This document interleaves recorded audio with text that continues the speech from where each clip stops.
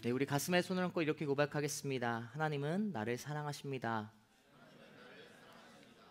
하나님의 사랑에 나는 위로를 받습니다. 나는 하나님을 절대로 포기하지 않을 것입니다. 그렇게 한 주간의 삶을 살아가는 여러분 되시길 축복합니다. 네, 여러분, 우리는 계속해서 사도행전 초대교회의 모습을 바라보고 있습니다.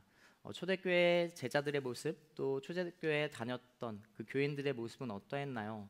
삶을 나누고 또한 하나님께서 주신 소유를 나누면서, 마음을 나누면서 서로에게 힘을 북돋아 주었던 귀한 공동체였던 것을 바라보게 됩니다.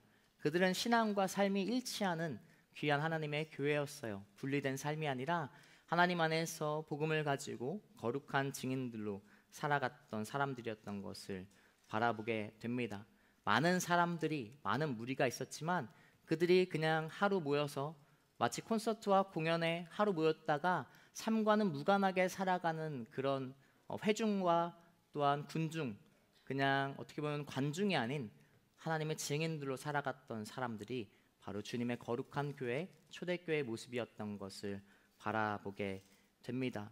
그리고 우리는 지난주 말씀을 통해서 아나니아와 삽비라, 정말로 어떻게 보면 형식적으로, 그리고 그 마음에 다른 마음을 품었던 사람이 어떻게 하나님 앞에서 심판을 받았는지, 또 하나님 앞에서 어떻게 되었는지를 우리 말씀을 통해 잘 보았습니다.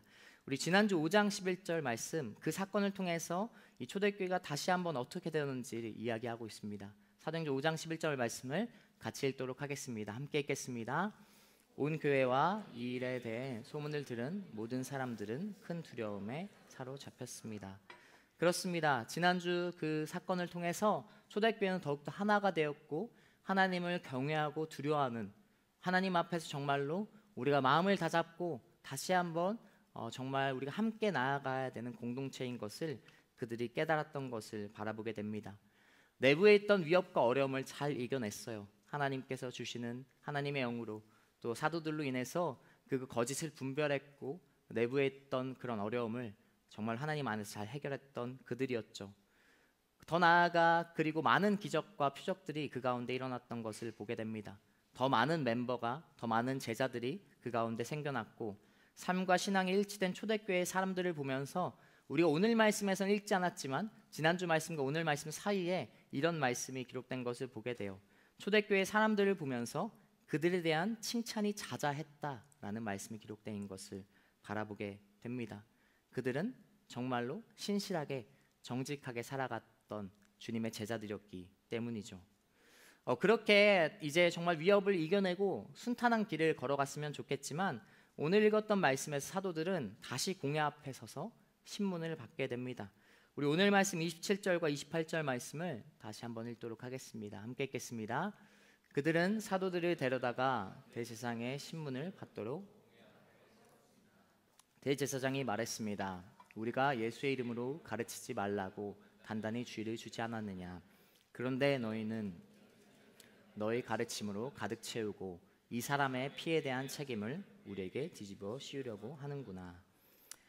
다시 한번 이 제자들은 이 공회 앞에 서게 됩니다. 사도들과 대제사장 중심으로 이루어진 공의회 가운데 계속되는 대립이 펼쳐지는 것을 보게 되죠. 왜 이렇게 계속해서 대립이 이루어졌는가? 당연한 이야기지만 어느 한쪽도 물러서지 않았기 때문에 그래요. 공의원들은 더 이상 너희가 예수 이름으로 가르치지 말라고 계속해서 경고했는데, 제자들은 그럴 수 없었기 때문이죠. 하나님의 사랑과 신실하심과 예수 그리스도의 복음을 가진 그들은 무엇보다 이들이 협박하고 무력으로 행사하는 것보다 하나님의 귀한 복음을 가지고 살아갔던 사람들이었기 때문에 그것을 타협할 수 없던 사람들의 모습을 보게 됩니다. 사도행전 4장 19절 말씀 제가 읽겠습니다. 그러나 베드로와 요한이 대답했습니다. 하나님의 말씀보다 당신들의 말에 순종하는 것이 하나님 보시기에 옳은지 스스로 판단해 보십시오. 그리고 오늘 말씀 5장 29절, 베드로와 다른 사도들이 대답했습니다. 사람에게 순종하기보다 하나님께 순종하는 것이 마땅합니다. 이러니까 당연 계속해서 대립이 생길 수밖에 없는 것이죠. 어느 한쪽도 물러서지 않았기 때문에 그렇습니다. 사도들, 제자들은 결연했어요. 그들은 흔들림이 없었습니다. 제자들은 사람에게 순종하는 것이 아니라 하나님께 순종하는 것을 포기하지 않았습니다. 저는 여러분이 이러한 복음에 대한 결연한 자세를 가진 여러분 되시길 축복합니다. 여러분, 하나님께 먼저 순종하는 여러분 되시길 축복합니다. 사람에게 순종하는 것이 아니라 하나님께 순종하는 여러분 되시길 축복합니다. 왜냐하면 이 제자들은 하나님께 순종했고, 이 말씀을 보면 우리가 생각할 수 있는 부분이 하나 있습니다. 공의원들은 그러면 사람들에게 하나님께 순종하지 않는 사람이었다라는 것을 우리는 깨닫게 되죠. 공의원들은 제자들과 다르게 하나님을 위하지 않았습니다. 겉으로는 우리가 바로 하나님을 위한다, 우리가 바로 하나님께서 다스리시고 우리가 하나님을 위해 살아가는 공동체야, 이렇게 주장했지만 그들은 하나님께 순종하지 않았어요.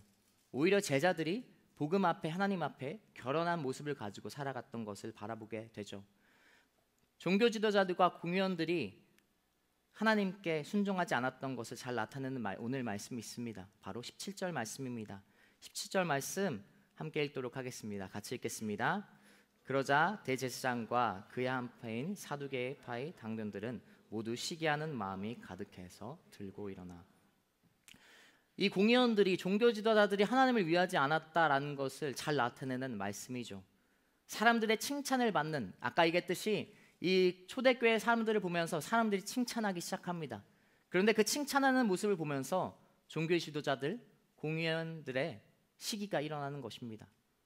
하나님의 영광을 위하고 하나님을 위하면서 사람들의 칭찬에 시기하는 그들의 모습을 우리는 오늘 보게 됩니다. 그것이 바로 하나님의 영광을 가로채는 것이고 자신의 영광을 위해 살아갔던 바로 종교 지도자들의 이중적인 모습을 우리는 발견할 수 있는 것이죠. 여러분, 사람은 누구나 믿음을 가지고 살아갑니다. 하나님이 없다고, 절대자가 없다고 이야기하는 무신론자도 마찬가지로 절대자가 없는 것을 믿는 것이죠. 그리고 또 이런 사람들이 있습니다. 자기 자신을 믿는 사람들이 있어요. 자기 자신이 가장 중요하다고, 나의 삶이 가장 중요하고 내가 살아가는 것이 가장 가치 있고 중요하다라는 것은 어떠한 것을 믿는 것이죠? 자신을 믿는 것이죠. 무신론자라는 단어처럼 자신을 믿는 자신론자 같은 사람들이 바로 종교 지도자들이었던 것을 바라보게 돼요. 종교 지도자들은 자신의 영광을 위해 살아가는 사람이었어요. 그랬기 때문에 제자들이 칭찬을 받는 것, 초대교회 멤버들이 칭찬을 받는 것을 보고 시기하고 있는 모습을 바라보게 되는 것이죠. 하나님께 순종하고 하나님을 위한 행동을 하는 것이 아니라 바로 자신들을 위해, 자신들의 칭찬을 위해, 자신의 영광을 위해 살아갔던 사람들이었기 때문에 이러한 모습을 나타내고 있습니다. 더 나아가 33절, 오늘 말씀은 33절에서 뭐라고 이야기합니까? 그들은 이 말을 듣고 화가 치밀어 사도들을 죽이려고 했습니다 라고 말씀은 기록하고 있습니다. 자신을 믿었던, 자신이 가장 중요했던 그들은 갈수록 감정적인 반응을 보이고 있습니다. 여러분, 자신이 가장 중요한 사람은요, 무엇도 중요할까요? 자신의 감정 역시 가장 중요하죠. 자신의 감정이 정말로 중요합니다. 하나님보다, 하나님의 말씀보다 자신이 느끼고 자신의 감정, 시기심, 질투, 그런 것이 하나님보다 더 중요한 것이죠. 감정이 앞서기 시작하는 것입니다. 하나님의 말씀보다 자신이 느끼고 자신이 경험하는 것, 자신이 오늘 깨닫는 것이 더 중요한 종교 지도자들의 모습을 바라보게 돼요. 제가 군 시절 이 모습이 있었습니다. 군대 얘기를 되도록 안 하려고 하지만 할 수밖에 없어요. 제가 군 시절을 이제 그 ROTC로 갔다 왔는데, 저보다 이제 당연 계급이 높은 저에게는 직속 상관이었던 이 대위 중대장님이 계셨습니다. 그분은 신학과를 나오셨어요. 그래서 제가 처음 만났을 때, 하나님께서 그래도 하나님의 사람을 붙여주셨구나, 얼마나 감사했겠어요. 하나님, 군대 갈 때 얼마나 기도하는 제목이 많아요. 바로 인간관계를 위해 기도하잖아요. 하나님께서 예비하신 사람을 붙여달라 이렇게 기도했는데, 제 직속 상관이 신학과를 나온 직속 상관이었습니다. 그런데 그분의 치명적인 단점, 사실 여러 가지 단점이 있었지만 치명적인 단점이 한 가지 있었어요. 바로 감정파였다라는 것이죠. 감정대로 행동하는 사람이었습니다. 그분은 뭐 거리로 따졌을 때 제가 이제 소대장으로 맡고 있는 뭐 섹터가 있었는데, 이 중대장님이 그 공간을 올 때 중대장님이 이제 순찰을 오거든요. 한 거리가 여기서 해화역 정도, 해화역까지 한 200m 정도 될까요? 200m 정도도 안 될 것 같습니다. 여기서 200에서 250m 될 것 같은데 그 정도의 거리를 올 때 저에게 전화를 한 30통 가까이 하는 분이셨어요. 그러니까 오다가 자기가 마음에 안 드는 것이 발견되면 그걸 참지 못하는 거예요. 참지 못하고 전화를 하는 거예요, 저한테. 그래서 이제 막 엄청난 그런 감정에 그런 의지하는 감정파였던 그러한 분이 기억납니다.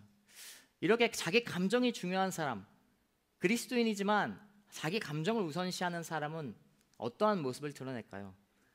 말씀에 나오듯이 하나님께 순종하지 않는 사람이 되는 것입니다. 왜냐하면 자신의 감정이 하나님의 말씀보다, 하나님의 가르침보다, 하나님의 복음보다 더 중요한 사람이기 때문에 그래요. 물론 저에게도 쉽지 않은 관계였지만 그 저에게 직속상황 중대장님이 다른 사람에게 관계에서는 어땠을까요? 그분의 그런 감정적인 행동들로 인해서 그리스도의 영광이 신학과에 그런 나왔다는 그런 어떤 아는 사람들에게는 굉장히 하나님의 영광을 가렸던 그러한 사건을 바라보게 돼요. 뭐 이후 스토리 얘기하자면 그 후에 감사했던 것은 이 중대장님이 교체가 됐어요. 이게 원래 이제 바뀌거든요. 로테이션이 돌거든요. 근데 다른 중대장이 오셨는데 그분은 신학과는 안 나왔어요. 근데 신학과를 나오진 않았지만 너무나 믿음이 신실하신 분이 오셔서 나머지 저의 군 생활을 그분과 정말 잘 보냈던 기억이 납니다. 그분이 막 이랬어요. 막 재윤아, 하나님의 나라를 준비해야 돼. 군대에서 직수상관이신데 그러한 고백을 하셨던 귀한 또 이 후임 중대장님 오셔서 하나님께서 귀하게 또 마음을 회복시켰던 경험이 있습니다. 어쨌든 감정이 앞서면 우리는 하나님께 순종하지 않는 사람이 되곤 합니다. 감정이 앞서면 자신론자가 되는 것이죠. 그냥 하나님 없다, 내가 가장 중요해, 이런 사람이 자신론자가 아니라 하나님을 믿지만 그리스도인이지만 자기 자신이 가장 중요한 사람도 자신론자의 굴레에 빠지는 거예요. 감정에서 하나님께 순종하지 않는 사람이 바로 자신론자의 모습인 것을 바라보게 됩니다. 오늘날 우리의 사회가 그렇지 않습니까? 오늘날 우리의 사회가 그러한 모습이 있습니다. 너가 생각하고 너가 느낀 것, 너의 감정이 가장 중요하다라는 그러한 시대의 모습을 바라보게 됩니다. 너가 느끼는 대로, 너가 가진 감정대로 행동해, 라는 이러한 어떤 흐름이 오늘날에도 사회 속에도 있는 것을 바라보게 됩니다. 여러분, 그러나 기억하시기 바랍니다. 그리스도인은 자신의 감정대로 살아가지 않는 그리스도인이라는 것을, 여러분이 그러한 그리스도인 되시길 축복합니다. 여러분, 물론 기억해야 될 것은 사람의 감정은 하나님께서 창조하신 거예요. 하나님께서 너무나 고유하게, 그리고 하나님의 아름다움과 하나님께서 사람을, 인간을 창조하시면서 정말로 중요한 선물을 주신 것 중 하나입니다. 그러나 그 감정이 뭐 단순히 분노와 화가 아닐지라도 사랑이라는 감정조차도 우리가 무분별하게 무책임하게 사용했을 때, 그 감정이 앞섰을 때 하나님의 진리를 왜곡하는 것을 우리가 너무나 오늘날도 많이 보게 되잖아요. 감정은 너무나 소중한 것이지만 그 감정을 우리가 하나님의 복음보다, 하나님의 말씀보다 중요하게 여긴다면 그것은 결코 옳지 않은 것임을 여러분 기억하시길 축복합니다. 자신론자가 아닌 상반된 반응, 복음 앞에서 상반된 반응을 보인 사람들이 있었어요. 이 종교지들과 다르게 다른 상반된 반응을 보인 사람들이었습니다. 바로 우리가 읽었던 사도행전, 지난번 함께 말씀해왔던 사도행전 2장 36절과 37절 말씀입니다. 같이 읽겠습니다. 그러므로 이스라엘 모든 집은 확실하게 알아두십시오. 그가 되게 하셨습니다. 그러자 그들이 듣고 마음이 찔려 베드로와 다른 사도들에게 형제들이여 우리가 무엇을 해야 합니까? 하고 물었어요. 자, 2장에서 처음에 성령의 오순절 강림 사건 이후에 많은 무리가 이 복음에 대해, 베드로가 고백한 이 복음의 선포에 대해 찔림을 받게 됩니다. 오늘 우리가 말씀을 다 읽진 않았지만 오늘 우리가 읽었던 사도행전 5장 말씀에서 이 종교 지도자들, 공의원들이 들었던 말씀과 동일한 내용을 이들이 들어요. 이스라엘 모든 집 확실하게 알아두십시오. 예수가 바로 주와 그리스도이시다. 너희가 죽였다라는 이 진리를, 부인할 수 없는 복음을 동일하게 선포하는 것이죠. 그러나 반응은 전혀 다릅니다. 어떤 사람은 이 말씀을 듣고, 복음을 듣고 분노하죠. 종교 지도자들은 이 사도들을 죽이려 합니다. 그런데 이 장에 나왔던 사람들은 어떠합니까? 마음이 불편하지만, 마음에 찔리지만, 감정이 어렵지만 그들은 자신의 감정을 우선시하지 않고 하나님의 복음을 받아들였어요. 그래서 회개하기 시작했죠. 그래서 그들은 하나님 안에서 신앙인, 그리스도인 되었던 것입니다. 이것이 우리가 가져야 될 자세인 거죠. 감정이 불편하고 감정이 어렵고 때로는 복음 앞에, 진리 앞에 우리가 때로는 나의 느끼는 감정과 상반된 그런 진리일지라도 우리에게 중요한 것은 무엇입니까? 하나님께 주시는 말씀과 복음과 진리인 것을 기억하는 여러분 되시길 축복합니다. 하나님의 말씀이, 복음이 감정보다 우선시되는 여러분 되시길 축복합니다. 우리 옆 사람에 이렇게 고백하겠습니다. 하나님의 복음을 우선시합시다. 하나님의 복음을 우선시합시다. 아멘. 자, 그렇게 모두가 감정적인 상황일 때 33절에 나왔듯이 제자들을 죽이려 할 때 감정적이지 않은 다른 유형의 한 사람이 등장합니다. 우리 오늘 말씀 34절과 35절 말씀을 같이 읽도록 하겠습니다. 함께 읽겠습니다. 그런데 가말리아라는 한 바리새파 사람이,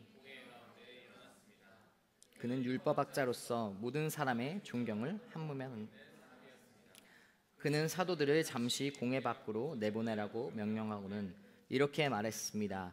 이스라엘 사람들이여, 지금 저 사람들에게 하는 일에 신중을 기해야 합니다. 자, 바로 가말리엘이라는 사람이 등장합니다. 그는 감정적이었던 다른 사람과 다르게 신중했어요. 이성적으로 판단했습니다. 가말리엘은 어떤 사람이었다라고 나옵니까? 바리새파 사람이었고 존경받는 사람 중 한 명으로 나옵니다. 이스라엘 사람들은 존경하는 사람에게 어떠한 호칭을 쓰죠? 랍비라는 호칭을 씁니다. 선생님이라는, 존경하는 사람, 존경하는 선생님이라는 표현에 랍비라는 단어를 흔히 씁니다. 그런데 이 랍비보다 더 어떤 상위, 높은 표현이 있어요. 랍비 중에서도 스승이 된다, 랍비의 스승이 된다라는 이 라반이라는 표현을 이스라엘에서 쓴다고 합니다. 이 가말리엘이 바로 라반의 사람 중 한 명이었어요. 당시 유대에는 6명의 라반이 있었다고 합니다. 그러니까 랍비보다 훨씬 더 뛰어난 그런 정말로 모든 사람의 존경을 받는 이스라엘에서 6명 중 한 명이 바로 가말리엘이었다라는 것이죠. 그래서 사람들은 가말리엘을 어떻게까지 불렀느냐? 율법의 아름다움을 나타내는 사람이다, 이렇게 전승은 기록하고 있어요. 이 사람 자체가 율법으로서 너무나 삶과 어쨌든 나름의 일치된 삶을 살았던 것 같아요. 외식적으로 살지 않고 율법에 비춰서 그래도 삶과 행동이 율법과 일치했던 사람으로 불렸던, 율법의 아름다움이라는 그런 사람으로 불렸다라고 합니다. 확실히 그는 다른 사람과 다른 모습을 오늘 보여주죠. 가말리엘은 이 감정이 요동치는 이 사도들을 죽이려는 상황에 이 중재자로 나타나는 것을 바라보게 됩니다. 그러나 이 가말리엘이 복음에 대해 호의적이었기 때문에, 복음을 받아들였기 때문에 중재자로 나선 건 아니었습니다. 율법에 우선적이었던 그는 바리새파였죠. 이 제사장들은 사두개파 사람들이었어요. 제사장들 대부분의 무리는 사두개파 사람들이었습니다. 이 중대한 차이점, 이 바리새파 사두개파의 중대한 차이점 하나는 이 내세, 천사와 어떤 신령한 것, 그리고 부활을 믿지 않았다라는 거예요. 사두개파 사람들은 부활을 인정하지 않았어요. 이 결정적으로 제자들과 대립했던 이유 중 하나도 예수 그리스도가 부활을 했다라는 것을 이들이 선포했기 때문에 사두개파 사람들에게는 이것이 정말로 받아들이기 힘든 그런 주장이었기 때문에 계속해서 대립되는 것을 바라보게 되죠. 바리새파 입장에서 만약에 이 사도들의 죽음에 함께 참여하게 된다면, 물론 직접적으로 그것을 동조하는 건 아니지만 이 부활에 대해 나름 바리새파 입장은 부활을 인정하는 사람들로서 마치 그것을 부정하는, 이 제자들의 죽임으로써 우리가 부활을 인정하지 않는다라는 것에 동참하게 되는 그런 간접적인 동참을 의미했기 때문에 가말리엘이 바리새파 중 굉장히 리더로서 이것을 그 의미를 가지고, 그것을 가지고 중재하는 모습을 오늘 바라보게 되는 것입니다. 그가 오늘 신중하게 이야기하는, 그 주장하는 것은 또 무엇입니까? 38절과 39절에 그가 주장하는 신중한 태도가 있습니다. 함께 읽겠습니다. 그러니 지금의 경우에 대해서도 내가 한마디 하자면 저 사람들을 상관하지 말고 그냥 내버려 둡시다. 만일 그 목적이나 행동이 사람에게서 비롯된 것이라면 망하고 말 것입니다.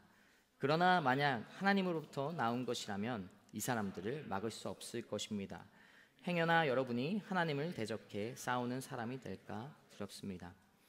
자, 신중하고 이성적이었던 가말리엘의 주장은 일리가 있고 설득력이 있습니다. 이 공회원들도 그것에 설득을 당하고 그것에 함께 동참하는 것을 바라보게 돼요.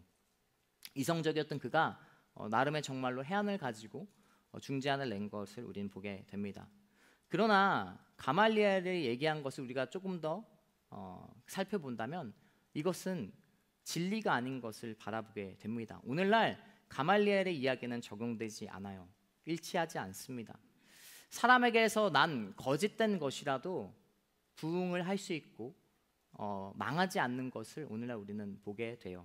거짓된 이단들은 여전히 살아있고 여전히 세력을 키우기도 하고 이성적인 접근을 통해서 오늘 가말리엘이 이야기하지만 이것이 정말 진리는 아닌 것을 우리는 바라보게 되는 것이죠. 이단도 마찬가지고 거짓된 것, 온갖 거짓된 문화들이 오늘날도 하나님과는 관계없지만 흥행하는 것을 보게 되는 것이죠. 이성이 때로는 진리처럼 보이고 이성이 때로는 정말 맞다라는 생각이 들 때가 있지만 그러나 그것은 진리가 아닌 것을 우리는 깨달을 수 있는 것이죠. 신앙의 모습 속에서도 그러한 이성이 마치 신앙의 모습처럼 이성이 진리처럼 받아들여지는 경우가 있습니다.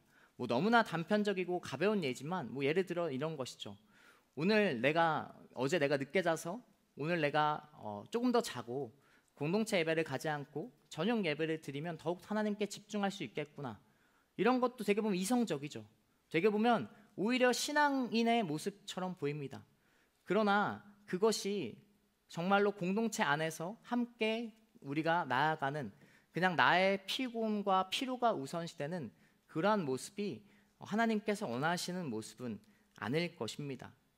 이런 모습도 있죠. 예를 들어 우리가 홀리스타에 대해 계속해서 광고하지만 홀리스타를 나가는 길이 출근길과 반대 방향이기 때문에 홀리스타 못 가겠네, 새벽 예배 못 가겠다라는 이런 결정을 하는 경우가 있는 것을 바라보게 됩니다. 나는 어쩔 수 없이 새벽 예배 홀리스타를 못 가네 라는 이런 이성적인 판단을 하는 경우가 종종 있는 것을 바라보게 돼요. 사실 틀린 말이죠. 출근길이 다르면 출근길에 있는 교회를 가서 새벽 예배를 드리면 됩니다. 굳이 저희 교회 아니죠. 죄송해요. 우리 교회 와서 우리 공동체에 홀리스타 와서 드리지 않아도 돼요. 출근길이 다르다면 그것이 마치 이성적이고 이것이 옳은 결정일처럼 신앙인의 모습을 대체하는 그런 가벼운 예지만 그런 경우가 있다라는 것을 바라보게 되는 것이죠. 출근길과 다르다면 출근길에 있는 여러분 새벽 예배를 가서 하나님 앞에 첫 시간을 올려드리는 것이 오히려 진리이고 신앙인의 모습일 것입니다. 출근과 다르다고 못 가겠다 그러한 판단보다요. 제가 며칠 전에 이사를 했어요. 저에게도 그런 시험이 하나 있었습니다. 이사를 했는데 월요일날 이사를 했죠. 월요일 이사했는데 제가 이 재정을 잘못 계산한 거예요. 재정을 잘못 계산해서 이 이사를 하면 제 이사가 처음이니까 이사를 하면 카드로 긁는 게 아니라 현금으로 내야 되는 것들이 많잖아요. 근데 그것을 제가 생각을 못하고 그냥 이제 카드로 하면 되겠다 이런 제가 어리석은 이런 생각을 했던 것이죠. 그러니까 이제 현금이 부족한 거예요. 근데 그런 상황에 하필 그럴 때 항상 뭐가 있죠? 헌금을 해야 되는 그런 상황이 저에게 온 것이죠. 부끄러운 고백이지만 시험이 드는 거예요. 사례를 받고 내가 헌금하는 그 타임이 아니라 원래 헌금했던 타임이 아니라 지금 나에게 있는 그 현금이 부족하니까 일단은 이사를 처리하고 그 다음 내 사례가 들어오고 그 다음 내가 헌금 시기가 다르더라도 그때 헌금하면 되지. 이러한 시험이 들기 시작하는 거예요. 이성적이죠. 얼마나 아다리가 맞고 딱 좋습니까? 네, 죄송해요. 오늘 잘못된 표현을 많이 쓰는 것 같습니다. 그런 시험이 드는 거예요. 근데 이제 그렇게 이제 고민하고 있다가 근데 다행히 깨달은 것이 하나 있었어요. 제가 이사를 하면서 이 계약금을 먼저 넣잖아요. 보통 이사를 하면 성금을 그것을 생각 못한 것이죠. 나는 이미 계약금을 내서 그만큼의 이 보유금이 있는데 저의 어리석음이죠, 한마디로. 근데 어리석음을 통해서 제가 그런 이성적인 판단과 신앙의 모습에서 흔들리는 모습을 제가 발견하게 됐어요.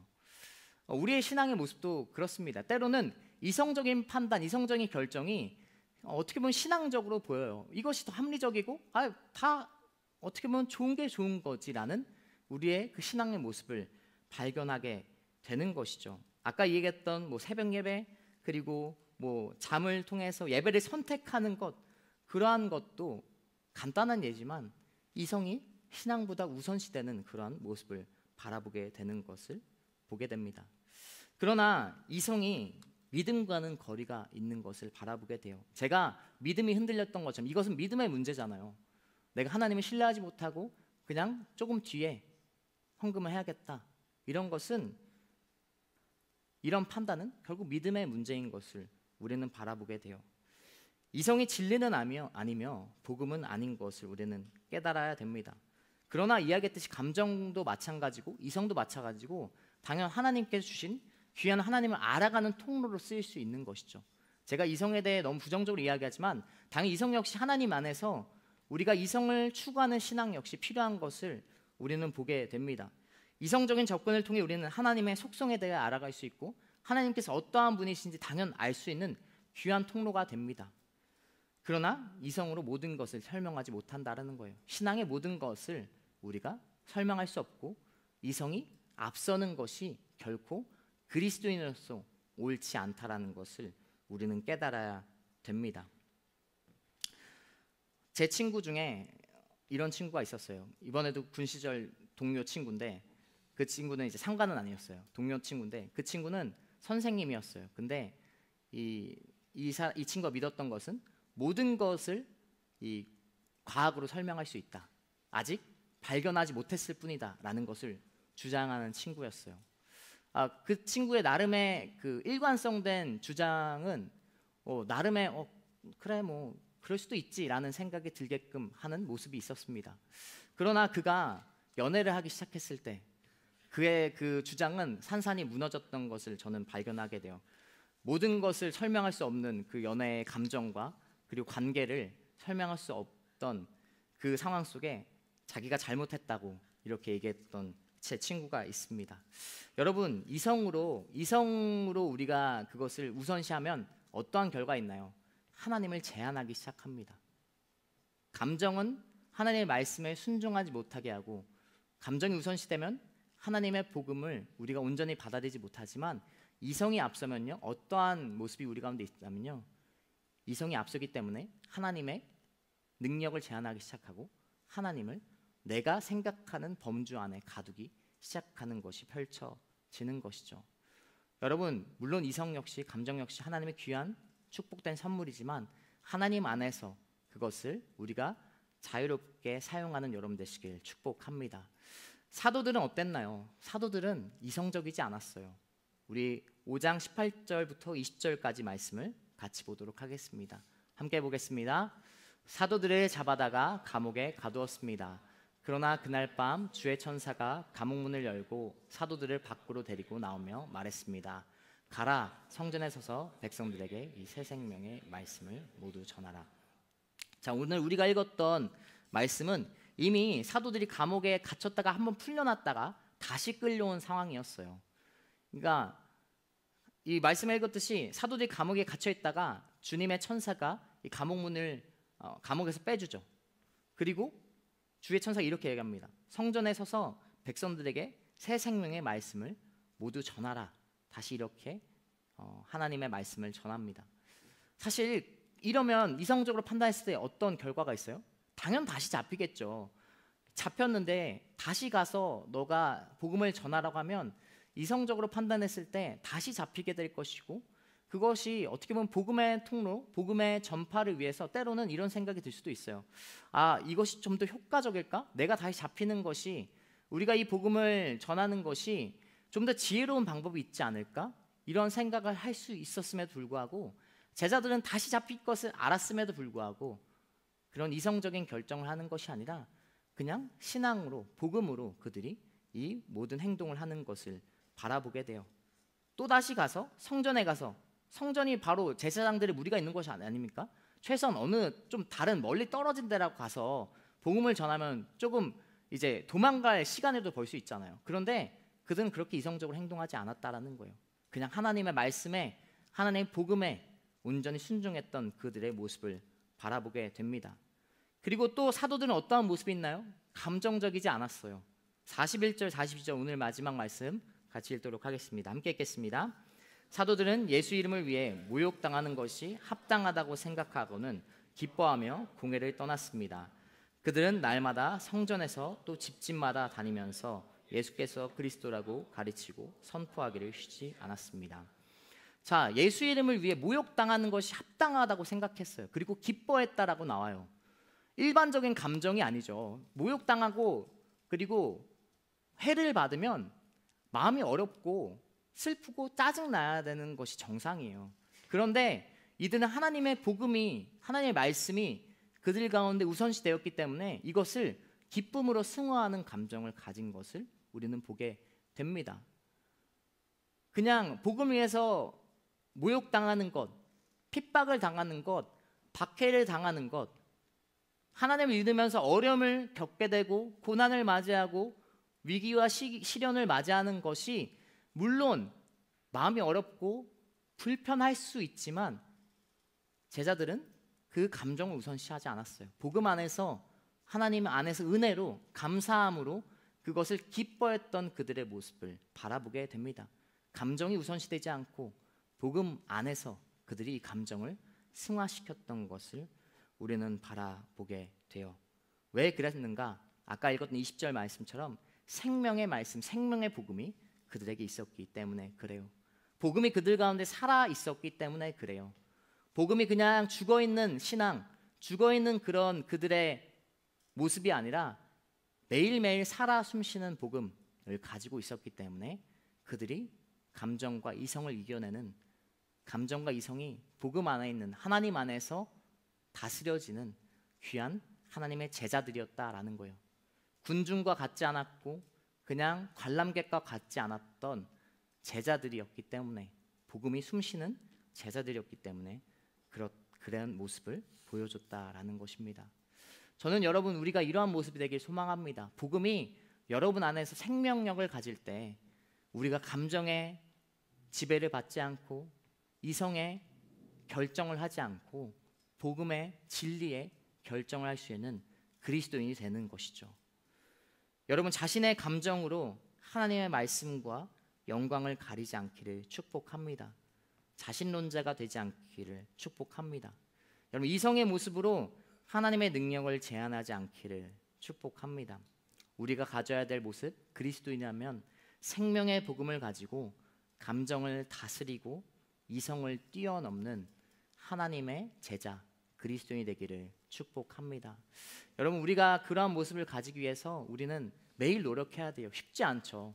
제가 고백했지만 저 역시 그런 정말 간단하진 않지만 물질의 문제에서 시험에 들 때도 있고 저 역시 그러한 모습이 너무나 많은 것을 바라보게 돼요. 그러나 우리가 지향점을 가져야 된다라는 거예요. 그냥 죽어있는 신앙인으로 그리스도인이 살아가는 것이 아닌 우리 안에 숨쉬고 역사하시고 살아 숨쉬는 하나님의 복음의 능력을 경험하는 여러분 되시길 축복합니다.